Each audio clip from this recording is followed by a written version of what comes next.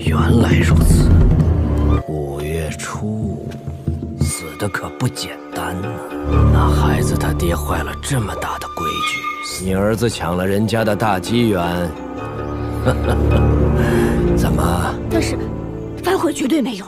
愧疚反悔了？当然愧疚了，他会的。如果换成是平安他娘，天下父母心，也会这么做的。可敬。 Halo teman-teman, berjumpa lagi bersama saya, Caca Kids.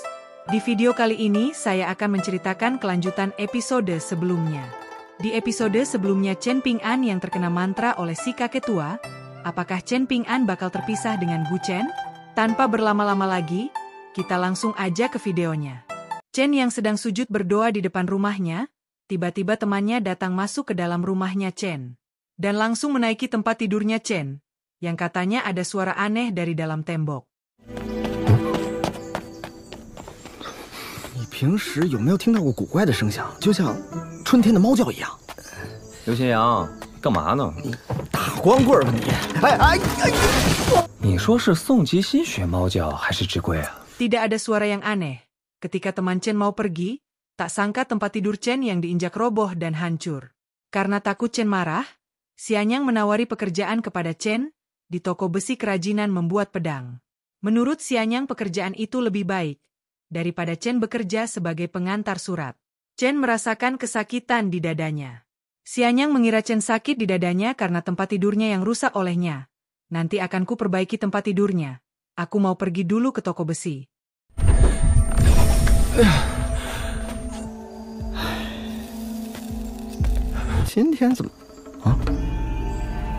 Ketika Xianyang keluar dari rumah Chen, Xianyang melihat Zigui yang sedang menyapu dengan penuh hawa nafsu.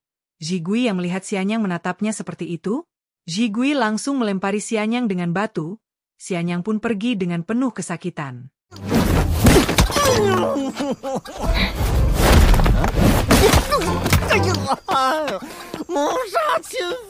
Xianyang yang sedang berjalan sambil merasakan kesakitannya.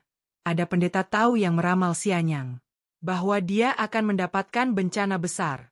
Bencana berdarah yang akan menimpanya. Xianyang yang tidak mempercayai omongan si pendeta Tao sama sekali. Xianyang pun mau membakar kiosnya si pendeta Tao. Pendeta Tao yang takut kiosnya mau dibakar.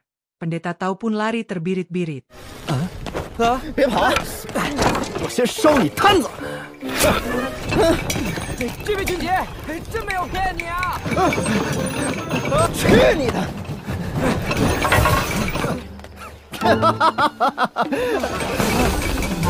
臭道士，以后见你一次打你一次！ Pendeta Tao yang lelah kecapean karena habis lari ketakutan. Tao mengeluh, hidup makin susah. Hati manusia sulit ditebak. Tiba-tiba kotak berisi seperti sumpit sebuah ramalan jatuh di samping pendeta Tao. Pendeta Tao yang melihatnya lalu mengambilnya dan berdoa kepada leluhurnya agar diberikan keselamatan. Ketika pendeta Tao sedang berdoa, kaki Tao dipegang oleh seseorang dari belakang. Dia adalah Ning Yu, yang terluka parah oleh si kakek tua Kasim kerajaan.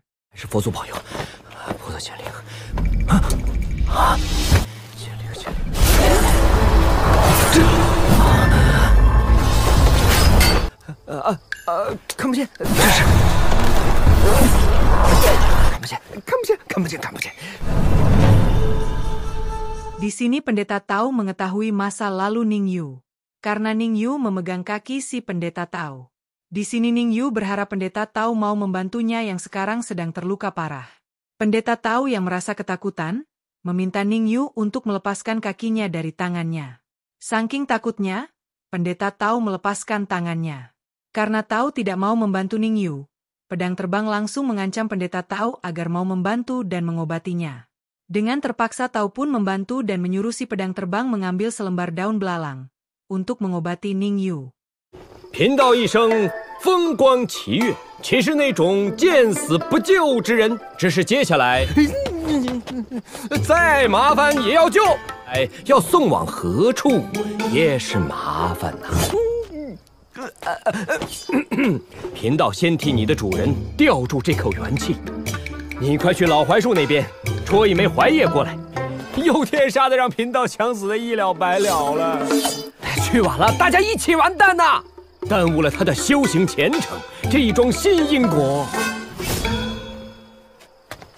Pendeta Tao yang bingung, mau dibawa kemana Ningyu untuk diobatinya. Pendeta Tao mencoba menggunakan mantranya untuk melihat keluarga mana yang mau menerimanya. Untuk mengobati luka yang diderita Ningyu. Melihat satu persatu dengan mantranya, tidak ada tempat untuk mengobati Ningyu. Akhirnya Pendeta Tao teringat dengan Chen Ping'an, dan Pendeta Tao mencoba membawa Ningyu ke rumah Chen Ping'an, karena Chen Ping'an hidup sendiri tanpa keluarga. 李景春，这么大事你不管，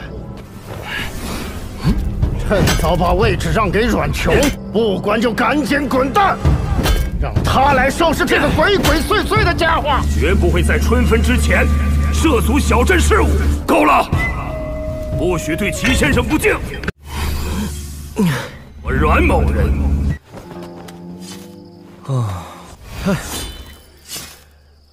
找个穷光蛋比登天还难呢。你牵扯到的气数太大，只能逆天而行。Setelah sampai di depan pintu rumah Chen Ping'an, Pendeta Tao bingung. Bagaimana cara ngomongnya ke Chen Ping'an, agar Chen Ping'an mau menerimanya dan menyuruhnya masuk. Tiba-tiba Chen Ping'an membukakan pintu dan menyuruhnya masuk. Pendeta Tao dengan sangat terburu-buru membawa Ningyu untuk masuk, tetapi pedang terbang menahannya, dan ingin mengecek kondisi rumahnya terlebih dahulu. Sempat dilarang oleh pedang terbang, tetapi Pendeta Tao pun memberi penjelasan kepada pedang terbang, yang terpenting menyelamatkan nyawanya terlebih dahulu, jangan melihat karena tempatnya yang jelek. Akhirnya pedang terbang menyetujuinya, dan Pendeta Tao pun membawa Ningyu masuk ke dalam.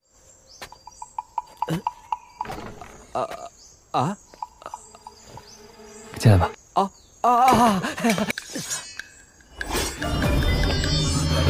道长，这剑怎么会飞？哎呦，小贱贱，这个时候你就别介意什么寒酸了，先救命要紧呐！丫的，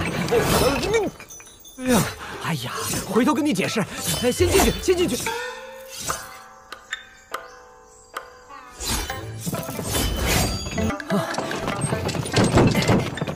Melihat yang dibawa Pendeta Tao wanita, Chen sempat bingung. Tanpa panjang lebar lagi, Pendeta Tao langsung menyuruh Chen untuk menggotongnya ke tempat tidur. Chen pun bertanya kepada Pendeta Tao, kenapa gadis itu terluka parah? Pendeta Tao pun menjawab, tetapi Pendeta Tao bohong tentang luka parah yang diderita gadis itu. Chen yang bingung bagaimana cara mengobatinya, Pendeta Tao menyuruh Chen untuk menggantikan pakaiannya terlebih dahulu, lalu pergi ke toko obat untuk membuat ramuan herbal, agar tubuhnya cepat pulih dan sehat kembali. Chen pun sempat takut, karena kalau gadis itu sudah sadar, Chen takut gadis itu akan memukulnya. Sempat berpikir sejenak, akhirnya Chen memutuskan untuk menggantikan pakaiannya. Pendeta Tao memberitahu kepada pedang terbang. Jangan salah paham, ini demi menyelamatkan nyawanya. Tetapi pedang terbang yang melihatnya, menyerang Chen, Chen berhasil menghindari serangannya. Dan Pendeta Tao menahan si pedang terbang, agar Chen bisa menggantikan pakaian gadis itu, agar bisa diobati. Saking kuatnya pedang terbang, Pendeta Tao pun dibuat pontang-panting oleh si pedang terbang. 你先帮姑娘换上一身洁净的衣裳，那姑娘醒来之后会把我打死的吧？然后呢，再去药铺抓几味补气养元的药材。哎，小贱贱，你别误会，先救人。隔壁家有个姑娘叫志圭，她要能做，我还来你这儿干嘛？我找她帮忙。她是要给你主人换衣服，不是非礼。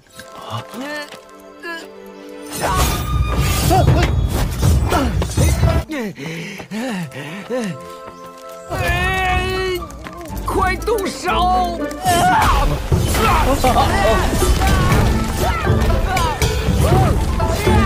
别相辩了，快啊！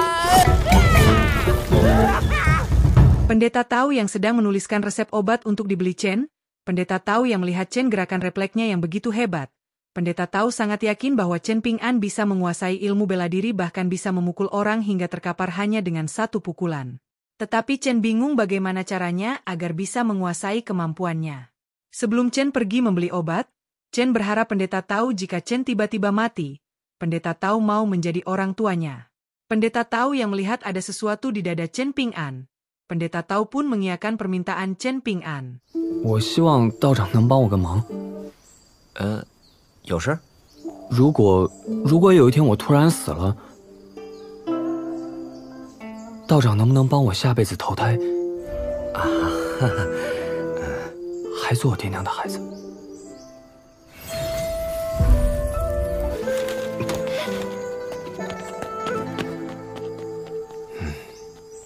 你为什么答应救他？这么漂亮的姑娘，傻子才不救。那姑娘和你萍水相逢啊。 Setelah Chen pergi membeli obat, Ning Yu pun sudah sadar.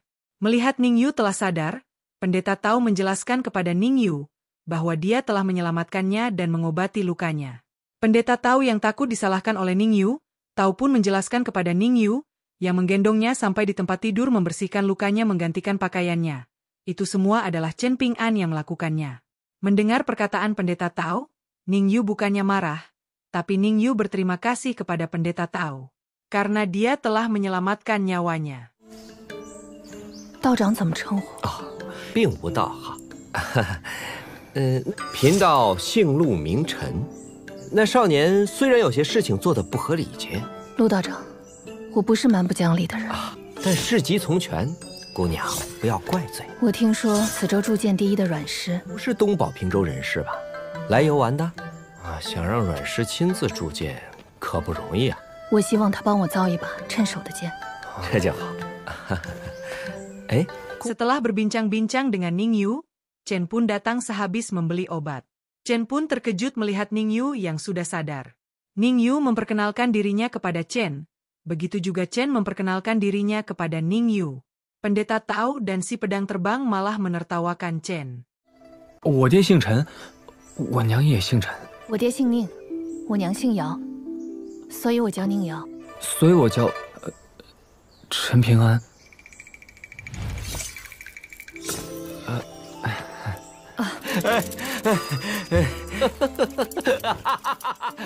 Pendeta Tao pun memberikan selembar kertas resep cara meramu obat kepada Chen.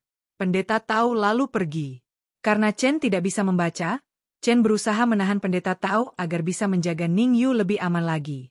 Pendeta menyuruh Chen berikan saja kepada Ning Yu resepnya, biar dia yang membacakan resepnya.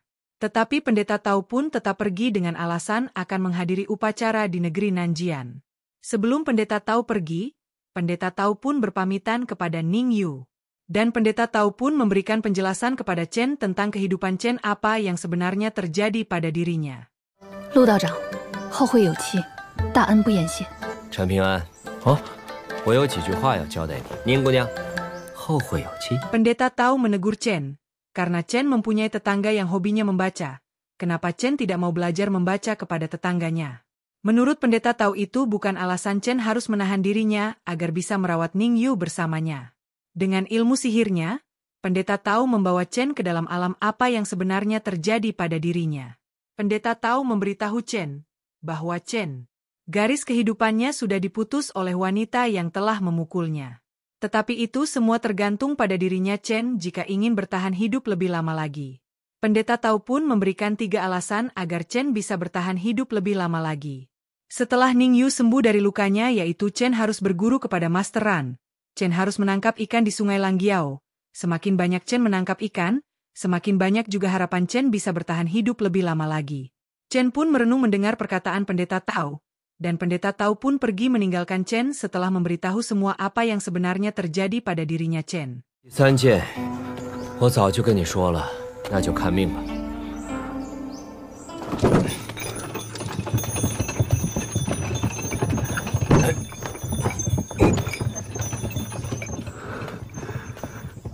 起来帮忙！好好留着。再加一句，最近你少出门啊。你得到的那些铜钱挺金贵的，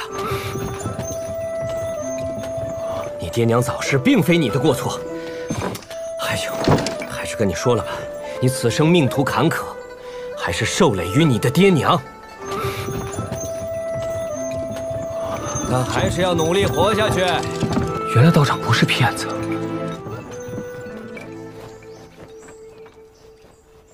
Setelah pendeta Tao pergi, Chen membuatkan obat untuk Ning Yu. Dan Chen pun menawarkan kepada Ning Yu untuk tinggal di rumahnya. Chen pun menitipkan sekantong koin tembaganya kepada Ning Yu untuk diberikan kepada temannya, yaitu Xianyang, agar Xianyang mau merawat rumahnya Chen jika Chen tak kembali pulang. Dan meminta Ning Yu untuk menempelkan kertas ucapan selamat tahun baru Imlek di depan pintu rumahnya. Ning Yu tak sengaja mendengar pembicaraan Chen dan Pendeta Tao. Ning Yu pun memberi saran kepada Chen. Jika Chen ingin membalas dendam kepada seseorang yang telah membuat garis kehidupannya diputus, Chen harus berhati-hati. Karena orang itu memiliki senjata ajaib. Chen harus menyerangnya di bagian yang fatal, yaitu leher dan matanya. Dan harus dilakukan dengan sangat cepat. Mendengar arahan dari Ning Yu, Chen pun bersiap untuk balas dendam.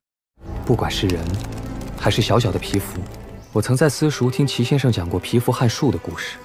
有态度，才会有尊严。如果决定动手，但仍有仙家法器护身，除非瞄准了致命的脖颈和眼睛。喂，外乡人在小镇，虽然修为都被压制，又一定要快。